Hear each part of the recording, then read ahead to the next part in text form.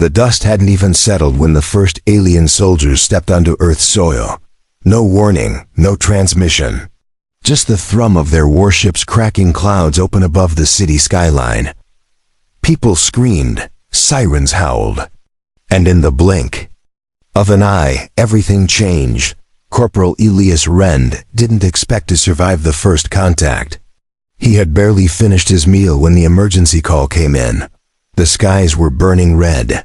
Huge alien crafts hovered like judgment over the city. Soldiers poured out in gold-plated armor, their movements too graceful, too synchronized to be human. At first, Earth's military response was chaotic. Fighter jets swarmed, but were swatted down like flies. Communication lines failed. Command. Bunkers were vaporized. But then, something unexpected happened. The aliens didn't slaughter everyone. They stopped their advance. A message was delivered to the remaining human leadership. A challenge from their royalty. It was the voice of a female. Calm, clear, and commanding. She declared Earth under the trial of strength. One warrior would represent the humans in an ancient ritual duel. The winner would decide Earth's fate. If the alien warrior won, Earth would be annexed peacefully under her rule. But if the human won, the invaders would withdraw entirely, and the royal challenger would belong to the victor. The message ended with her name, Princess Xelaria of the House Cardis, heir to the Andarian Empire. Elias had never heard a name like that before. And when the image of the alien princess was broadcast across every remaining human screen, the world fell silent. Green skin, red hair braided like fire, golden eyes sharp as knives. She was beautiful, terrifying, and inhumanly poised. No one volunteered. No one believed they could survive such a duel. Elias didn't either, until he saw what the aliens had done to his home. His mother's street was gone. His brother's outpost was silent. And something deep inside him, older than fear, older than war, lit up. Rage didn't push him forward. Something else did. Something colder. A promise. He stepped forward before the generals could stop him. He signed his name. He was flown in silence to a landing zone where the duel would take place. In the heart of the alien flagship, under skies filled with strange constellations, Elias walked alone into the arena. The sand beneath his boots felt alien. The air buzzed with electric tension. He was surrounded by thousands of silent armored beings, watching, judging. Then she arrived, Princess Xelaria, in full ceremonial armor that gleamed like sunlight. Her hair braided with gold wire. She carried a long staff tipped with a blade humming with energy. She smiled not kindly, but as if this was her favorite game. She spoke to him across the arena, her voice echoing without speakers. You are brave. Or foolish. We shall see which one wins, she said. Elias said nothing. He just took a breath and closed his hand around the sword they had given him. It was old, scratched, dented. But it was Terran steel. He tightened his grip and raised it. The duel began with a sound like thunder. The ground shook. She moved first. Fast, inhumanly fast. He barely blocked her first strike. Sparks flew. Her staff moved like a serpent, her movements like flowing wind. Elias didn't try to match her speed. He couldn't. Instead, he endured. Took the blows. Waited. She tested him, blow after blow. He bled from his lip. His shoulder burned. But he watched her. He studied her rhythm. Saw how she overextended with pride. How she underestimated his silence. Then he struck, not a pretty move, just raw instinct. His blade cut through the air, slamming into her staff and knocking it wide. Her eyes widened. For the first time, she seemed surprised. He pressed forward, hammered her with strength. Not speed. Not grace. Just grit. And it worked. Her armor cracked. Her knees touched the sand. She looked up at him, breathing hard. A smile forming on her lips. You are different, she whispered. You fight with something our kind has forgotten." He didn't reply. He pointed the sword at her chest. She dropped her staff, raised both hands, and knelt. Silence fell over the arena. Then, a low chant began from the alien soldiers. One word repeated in their tongue. Later, Elias learned it meant champion. He had won, and with his victory, Earth was spared. But something deeper had changed. Princess Xelaria stood, walked to him, and whispered softly for only him to hear. "By the terms of my oath, I now belong to you, not as a prisoner, but as reward. My body, my loyalty, my future." Elias stared into her eyes. And somehow he knew this war was only the beginning. Elias stood in the center of the alien arena, still gripping the blood-slick sword as if the fight wasn't over. The silence from the thousands of alien spectators was heavier than thunder. No one moved, no one breathed. Until the princess turned toward them and raised her hand in a formal gesture, the guards dropped to one knee, all of them. Across the Colosseum's polished stone floors, armored warriors of the Andarian Empire knelt before the human who had defeated their royal heir. The banners hanging from the spires shifted in the wind as if bowing too. Elias looked around and tried to understand what had just happened. Princess Xelaria stepped closer to him. Her golden armor was cracked at the shoulder. Her green skin was bruised beneath the shattered plates. Yet her expression held no shame, only awe. And something else, something Elias couldn't name yet. She dropped to one knee before him, and her voice rang out loud and proud. "By the blood of Cardus, by the law of the right, I yield my title and vow myself to the victor. I am now his companion, by will and by bond. May our fates be bound." The words echoed through the alien crowd like a ritual chorus. A sharp hum filled the air. A ceremonial drone hovered down from the ceiling, casting a beam of light between them. It scanned them both, marking the ritual complete. She stood and looked him in the eye again. "You are now more than victor. You are bonded to the crown," she said. Elias wanted to ask what that meant, but two armored guards stepped forward and flanked him. They weren't hostile. In fact, they moved with surprising gentleness. One handed him a cloak of royal fabric. The other placed a medallion on his chest. The meaning hit him slowly. He wasn't just Earth's savior now. He was something else entirely. Xelaria walked beside him through the hallways of the alien ship. Silent at first. Her steps were smooth, graceful, even with the damage from the duel. Alien nobles watched from raised platforms as they passed. Some sneered, some bowed. Elias kept walking, unsure of what to say or do. Everything had moved too fast. They reached her private chambers, towering, decorated with golden light fixtures and swirling crystal walls. She dismissed the guards with a wave. The door sealed behind them. Then she finally turned to face him fully, her hand resting on the hilt of her broken staff. "Why did you accept the challenge?" she asked, voice low. Elias thought for a second. He looked at the ceiling before answering. "Because you came to conquer my world without asking. Because someone had to stop it. Because I saw what your kind did to my people. And because I was the only one left who would stand up." She nodded once, slowly. Then to his surprise she smiled. A real smile this time, not prideful, not regal. Just curious. You fight with emotion, not calculation. It is why you won. He didn't know what to say to that. She stepped closer, not threatening, not seductive. Simply present, real. Her hand reached out and gently touched the medallion, now hanging from his neck. "This bond means our lives are now linked, our future tied. And the Empire will not accept it quietly." "What does that mean for Earth?" he asked. "It means you have bought peace with your blood. But peace is never permanent. You now have influence. But enemies come with it." He turned from her and stared out the crystal wall. Beyond the window, stars drifted silently past. A blue nebula hung in the distance.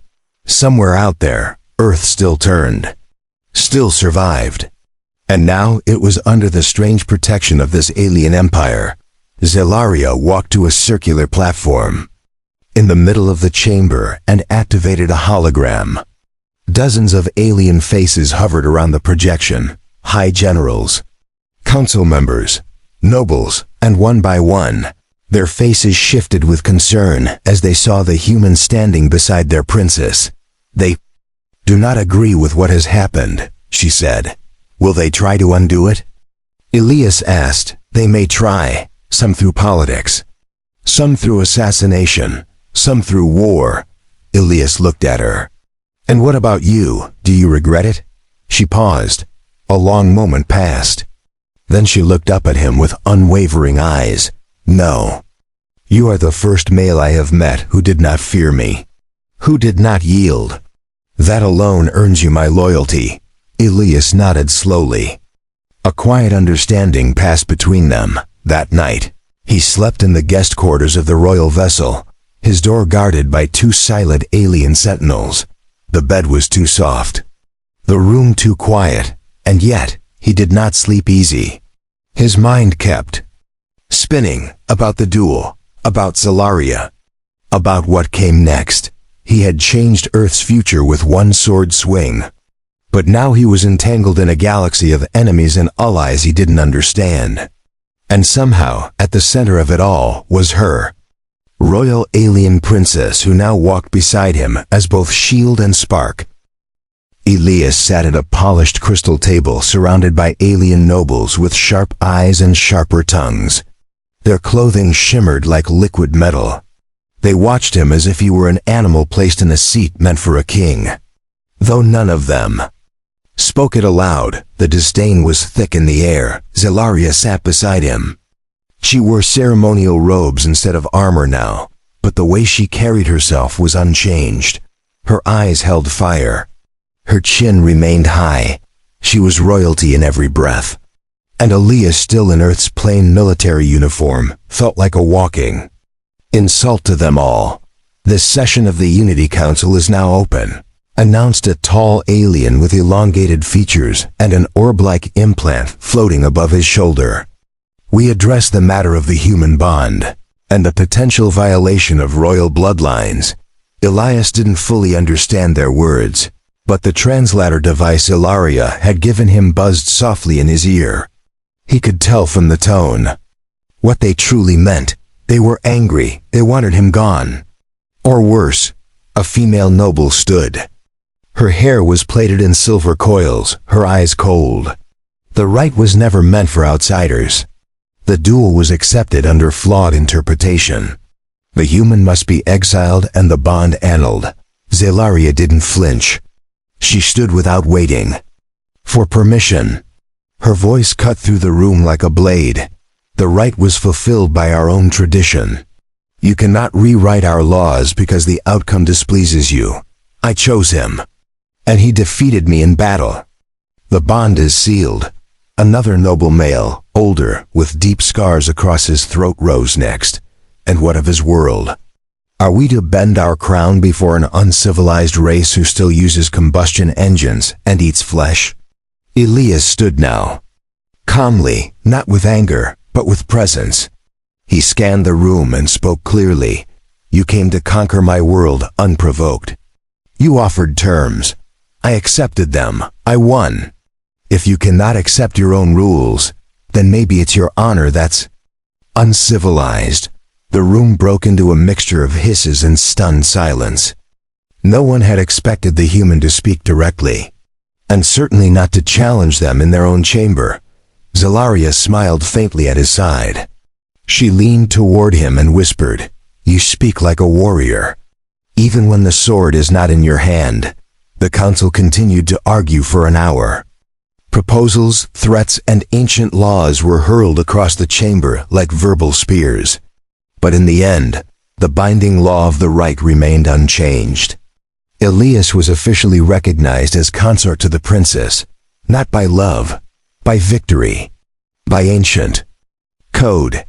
As they exited the chamber, Elias asked softly, Will that hold them back? Xelaria shook her head. They won't fight in the open. But they will try other ways. Poison, betrayal, lies. Later that night, the royal guards brought them to a diplomatic banquet. The hall was lit with floating lanterns, and strange fruit glowed on every platter. Music played from instruments shaped like wings. Every noble in attendance smiled with sharp teeth. Elias stood beside Xelaria, who now wore a dress woven from what looked like light itself. Her hand rested on his arm, not with affection but strategy. A statement. He was hers. She was his. And every being in that hall saw it. A noble named Droskin approached with 2 goblets. He offered one to Xelaria and handed the other to Elias. The wine shimmered like starlight. Elias raised the cup to his lips. But Xelaria grabbed his wrist. No, she said calmly. Not that one. She handed him hers instead and drank from his cup without breaking eye contact with Droskin. The noble's smile vanished. You insult my honor, he hissed. You insult your own by trying to murder my companion, she replied without blinking. The hall fell quiet. Then murmurs began. Accusations, whispers. Droskin turned and vanished into the crowd. The guards followed without needing orders. Another attempt had failed. Elias sat beside her at the long table, whispering, You were ready for that. They always test the strength of a new bond, she replied. You passed yours in the arena. I pass mine here. As the night deepened, Elias found himself staring across the hall, not at the aliens, but at her, Xelaria, the one who had once faced him with a spear and now protected him with a glance. He didn't know what to make of the feeling rising in his chest. Was it duty? Gratitude? Or something far more dangerous? He wasn't sure. But he knew one thing, she was no longer just his prize. And he was no longer just her champion. They were something new. Something the Empire had no name for yet. The air in the palace felt different after the banquet. Thicker, heavier, as if the walls themselves now carried secrets. Elias could feel it. Eyes followed him more than before. Servants hesitated when they saw him. Guards tightened their stances when he passed. Something had shifted. Xelaria seemed calm, but he knew better. Her pace was quicker, her questions more pointed. She began to review every schedule, every corridor, every name that came near them. She was preparing for something, and Elias knew. It wasn't peace. They sat in a private chamber lit by floating blue crystals. Maps of nearby systems hovered around them. Elias looked over the glowing projections and asked, Why do they fear me so much? I haven't even done anything. You changed their future by existing in it, Xelaria replied. You broke their bloodlines. You rewrote our royal law. You remind them that control can slip through their fingers. He leaned back, letting the answer settle in his mind. I didn't mean to become a symbol. No one does, she said. Suddenly, a sharp chime echoed from the wall. Xelaria stood instantly. Secure the doors, she ordered. Guards rushed to obey. The rooms. Lights dimmed. Then a holographic image flickered into view, an alien officer, bleeding from the temple, armor scorched. Princess, he gasped. There's been a breach in the lower vaults. Multiple bodies. Royal archives burned.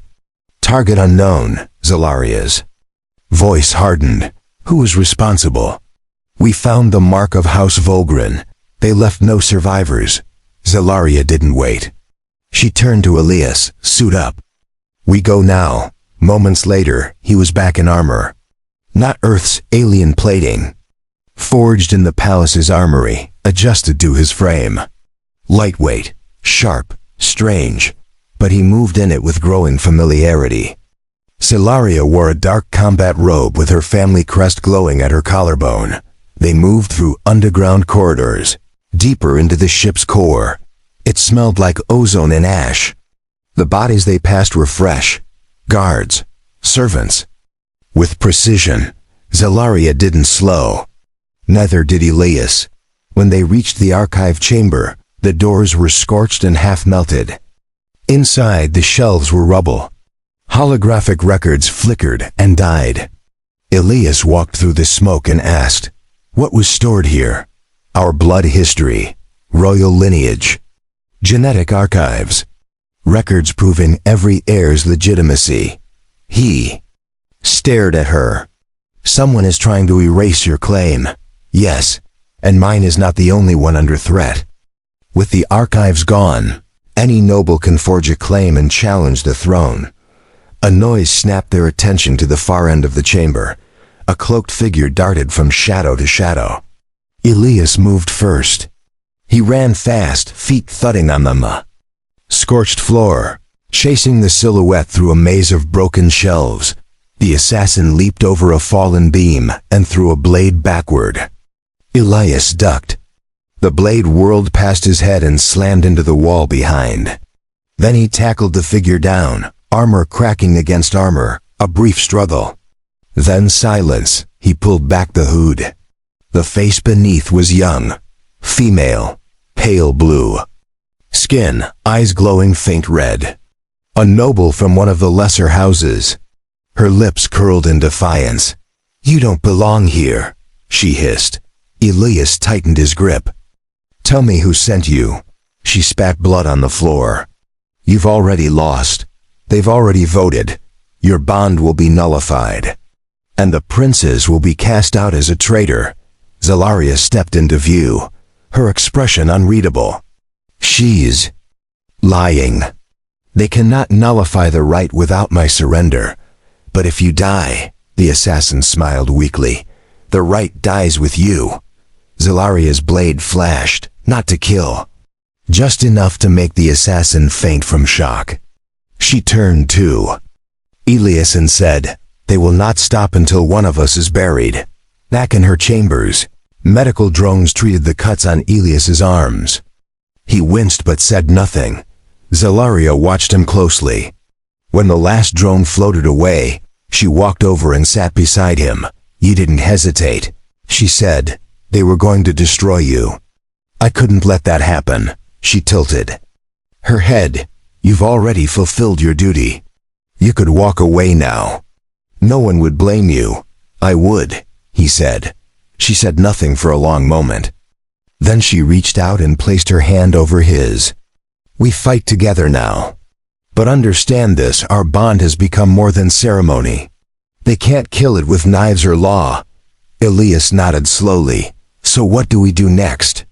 "We make them fear what they created," she answered. Outside, the stars shifted. Another alien warship arrived in orbit. Reinforcements. Unclear if they came to support or betray. But one thing was certain, this was no longer about a duel. This was war in silence. And Elias stood at its center. Alarms rang through the upper spires of the royal citadel. But these weren't the wails of external threat. These were internal, quiet, pulsing, almost ceremonial. A message more for nobles than for warriors. The council had made its move. Xelaria stood beside Elias on the balcony of her private war chamber. Her robe was gone. In its place, a suit of lightweight black armor shimmered with woven gold and embedded memory threads. Her hair was braided tighter than before, the ceremonial mark of a ruler preparing for a blood claim. "They've activated Article 13, she said without turning her head. "The right will be challenged in a trial of lineage and loyalty. They want me to prove I am still fit for the throne."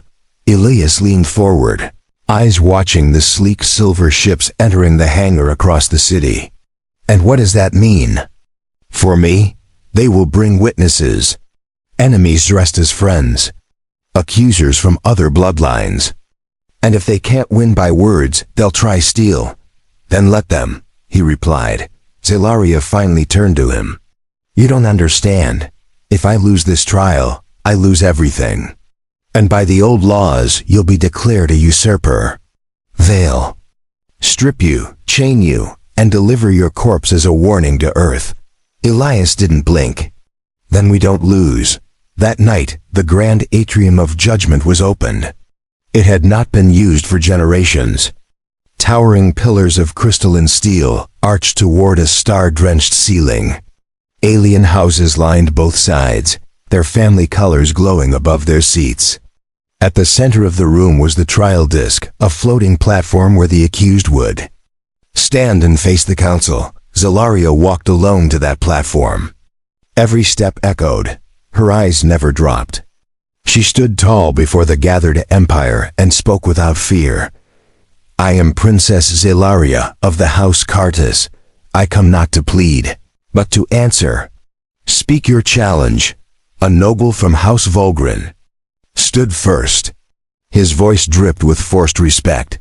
"We challenge your right to rule, on grounds that you have compromised your lineage, broken sacred rites, and given your body and title to a lesser being."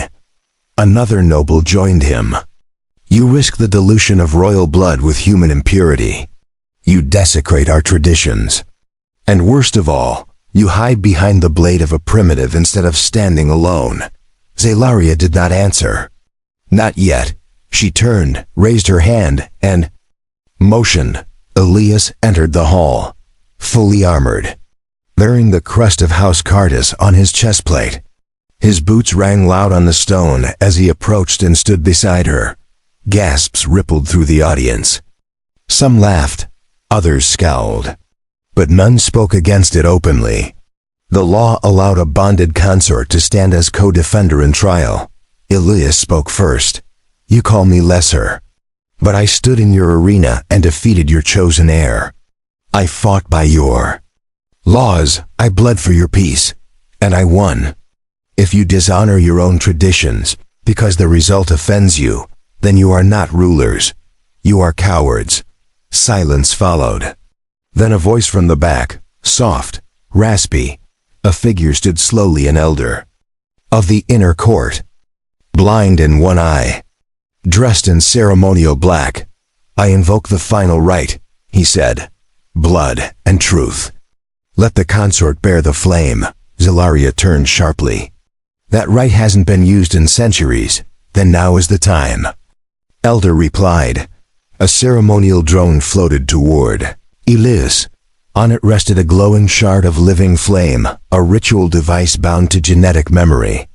If Elias touched it and his intentions proved false, his blood would ignite from within. If he was pure of purpose, the flame would reveal his truth. Elias stepped forward. Without hesitation, he placed his palm on the shard. Light surged through his veins. His mind flooded with memories, not his own visions of Earth, of the duel, of Xelaria standing over him, of the oath sworn before all. Pain cracked through his chest, but he did not cry out. He stood still, then the shard faded. The flame settled. "No harm, no smoke, just truth," the elder nodded. "The bond is real, the honor stands," the council murmured. Their challenge had failed. Xelaria stepped forward again, her voice louder now. "You tried to erase me. You tried to silence him, but we stand here unbroken. The blood of warriors does not come from tradition. It comes from action, and today you have witnessed it." The vote was cast. Each noble placed their seal.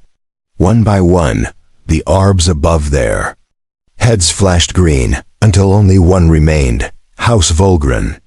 The orb flashed red. "I dissent," the noble said coldly. "This changes nothing."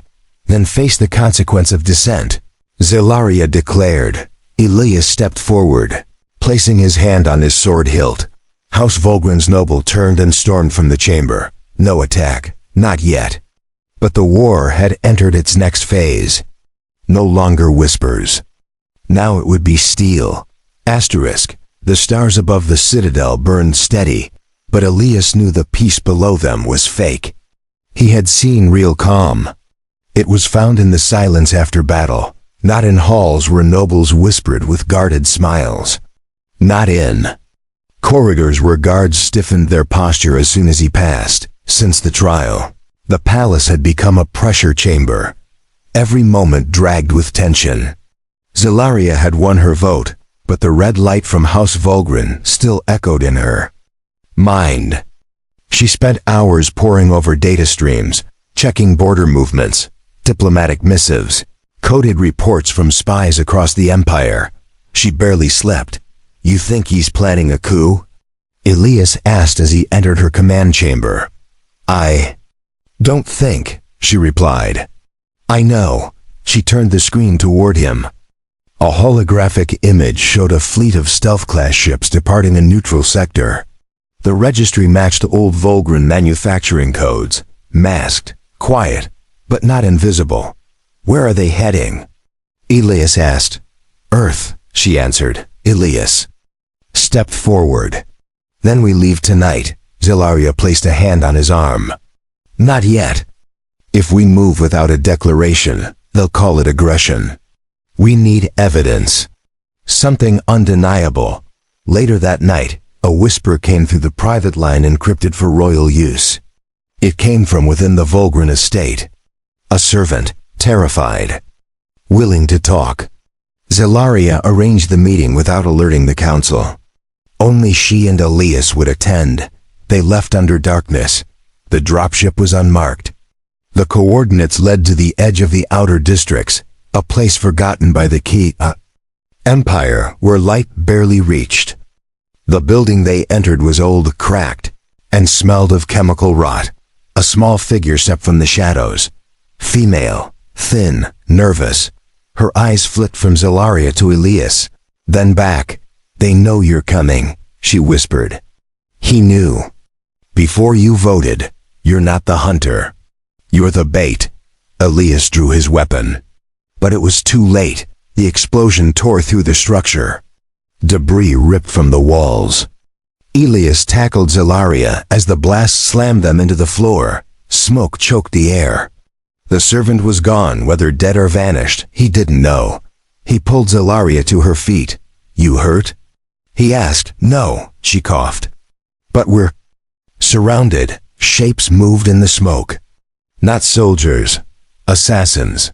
Black-cloaked. Figures with curved blades and poison-tipped darts. Silent. Swift. Inhuman. Elias stepped in front of Xelaria as the first figure lunged.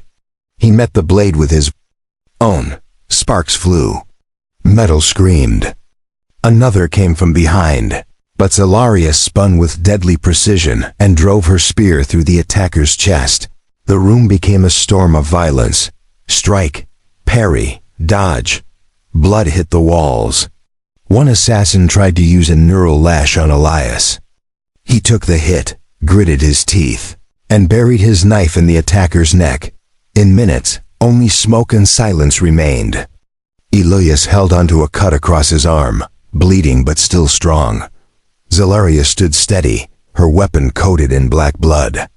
They looked at each other and didn't speak. Back aboard the ship, Xelaria didn't sit. She paced. This was not about killing us. This was about provoking us into acting. If we strike back, they'll use it to justify open war. Then what do we do? Elias asked. We do what humans do, she said. We gather allies. We bring the truth to the front. And we make sure when we strike, no one doubts why. She called a meeting of the outer house's lesser bloodlines who had been ignored for centuries. She offered them something new. Not just allegiance, partnership. She promised shared technology.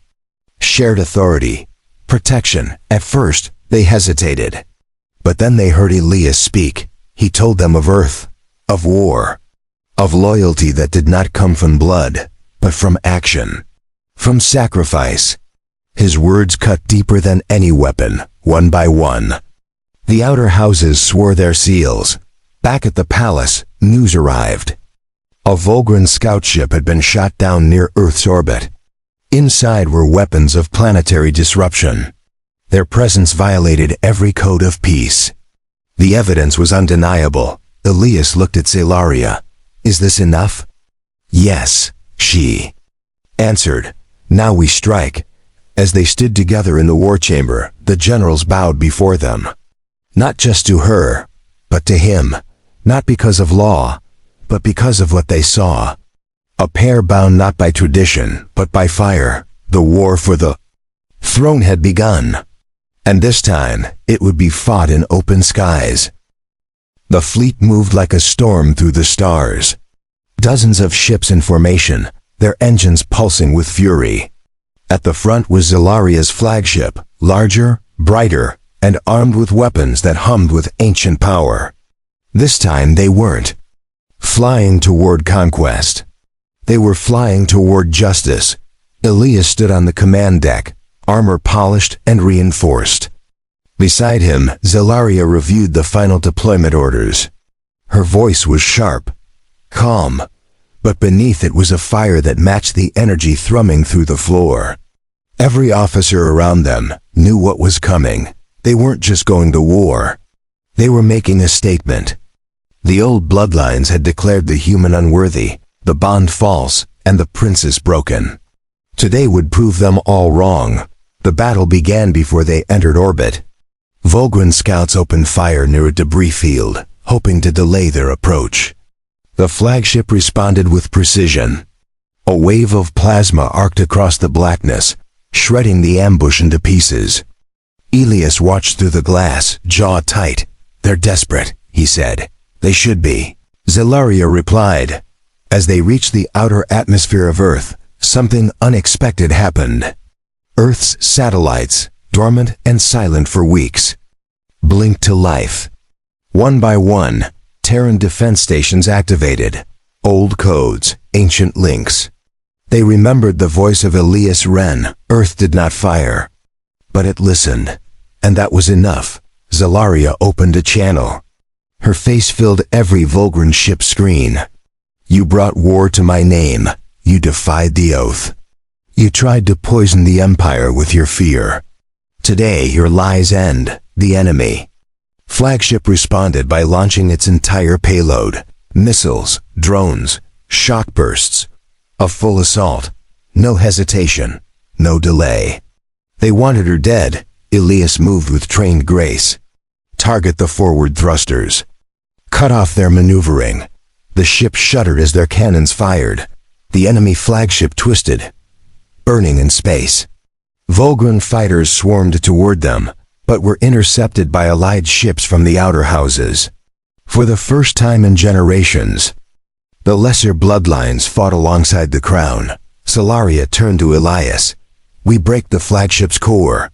Together, they boarded a drop shuttle, fast and armed with a shield that pulsed blue as energy struck it. The descent was brutal, direct. They landed on the upper deck of the Volgren ship, cutting through enemy forces with coordinated strikes. Every hallway was chaos. Elias moved with unrelenting force, his blades singing with fury. Xelaria followed, her staff crashing through armor and bone. They reached the core chamber and forced their way through the blast doors. Waiting inside was Lord Volgren himself.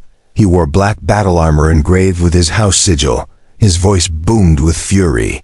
"You should have died in the arena, human. And you, Xelaria, you should have stayed silent." Elias stepped forward. "You declared war. I just came to finish it." Volgren attacked with a warblade longer than Elias's entire arm span. The duel was vicious. Every blow shook the chamber. Sparks flew. Elias moved with speed and instinct. But Volgren was stronger, older, and relentless. Xelaria joined the fight, striking from the side. They moved as one. When Volgren tried to focus on one, the other struck. Blood marked the floor. Metal cracked. Then Elias saw the opening. He dropped his shoulder, took the hit, and drove his blade upward. Straight through Volgren's chest, the noble staggered, dropped his weapon, and collapsed. Xelaria stepped over him, looked down with no pity. "You lost not because of strength, but because you forgot what loyalty looks like." They activated the core override and transmitted proof of the treason to every ship in orbit. The rebellion crumbled in moments. Volgren's allies surrendered or fled. The skies cleared. Back aboard the flagship, the news spread fast. The war was over. The right upheld. The throne secured. Xelaria had not only defended her name, but reshaped the empire, Elias stood at the balcony, overlooking the planet that once seemed so distant. Earth. Still scarred. Still healing. But safe. Xelaria joined him. No armor, no crown. Just herself. You gave them a reason to believe, she said. You gave them a future to believe in, he answered. They stood in silence for a long time. Then she turned to him and said softly, "The bond began as a rule, a ceremony. But not anymore, not for me." Elias didn't need to answer with words. He reached for her hand and she let him hold it. Beneath them, two worlds turned. Once separate, now forever joined. And above them, a new empire began. The throne room was rebuilt with stone from both worlds. Alien marble formed the archways, shimmering with hues only visible under twin suns. But the floor, polished and firm, was made from Earth's obsidian. Each step upon it echoed history, not just ceremony. At the center stood two thrones. Xelaria sat in one, dressed in royal regalia that now bore the sigils of every house that had joined her cause. Her head held high, her breath calm. She ruled not with fear, but with force and reason. The nobles who had once doubted her now bowed before her shadow. Elias stood beside her throne, not as a consort, not as a prize, but as something more complex, a symbol, a sword, a bridge between species. His armor was gone. In its place, a tailored garment crafted from the finest alien fabric, etched with Terran iron threads. It bore no weapon, but no one dared test him. The ceremony was not for war, it was for union. Earth had accepted diplomatic entry into the Galactic Accord, not as a vassal, but as a sovereign ally. The document was signed with ink from Earth's oceans and sealed with light from the Empire's core star. When the final seal was pressed, applause thundered through the great chamber. Music rose. Dancers from 3 planets performed in unison. But beneath the joy, Elias knew the real moment wasn't the alliance. It was what came after. He stepped down the stairs beside Xelaria. The crowd parted as they approached the courtyard. Awaiting them were representatives from Earth generals, scientists, and translators. And among them, his mother. She had aged in the years of war. Her eyes were weary, her steps slow. But when she saw him, she smiled in a way no alien gesture could match. Xelaria stood back, allowing them to embrace. It was short, wordless, powerful. Then she stepped forward and bowed her head with respect. "I promise to keep him alive," Xelaria said. "I keep my word." Elias's mother didn't speak the language, but she nodded and hugged her too. Later that night, the palace lights dimmed to honor the fallen. Names were read aloud from both Earth and the Empire. Soldiers, healers, spies. Each name echoed across the stars. Some had died in silence. Others had died screaming. But all were honored the same. Elias read the last name. It was the servant girl who had warned them in the ruins. Her name had never been recorded until now. But it would never be forgotten again. When the halls emptied, Xelaria and Elias stood alone beneath the starlight. No guards. No walls. Just the sky and their silence. "I wasn't supposed to be more than a soldier," he said. "I wasn't supposed to love anyone," she answered. He looked at her. "Do you?" She didn't hesitate. "Yes." The next morning, a garden was opened beside the throne chamber. It was not grown with Empire technology. It was planted by hand. 1 tree for each world. 1 bench beneath them. It was not part of the law. It was part of the truth. Xelaria would rule for many years, but not alone. Elias never wore a crown, never took a title, yet every decision was made with his voice heard. Not because of power, but because of trust. Some still whispered, some still plotted. But the bond that began in a duel now shaped the future of 2 worlds. Children were born who spoke both languages before they could walk. Soldiers trained with both blade and rifle. Artists painted skies that no longer ended at atmosphere. And every year, on the date of the duel, Xelaria and Elias returned to the same arena where it all began. Not to fight, but to kneel, to remember what was lost, to honor what was built, and to remind the galaxy that victory was never the end, it was the beginning.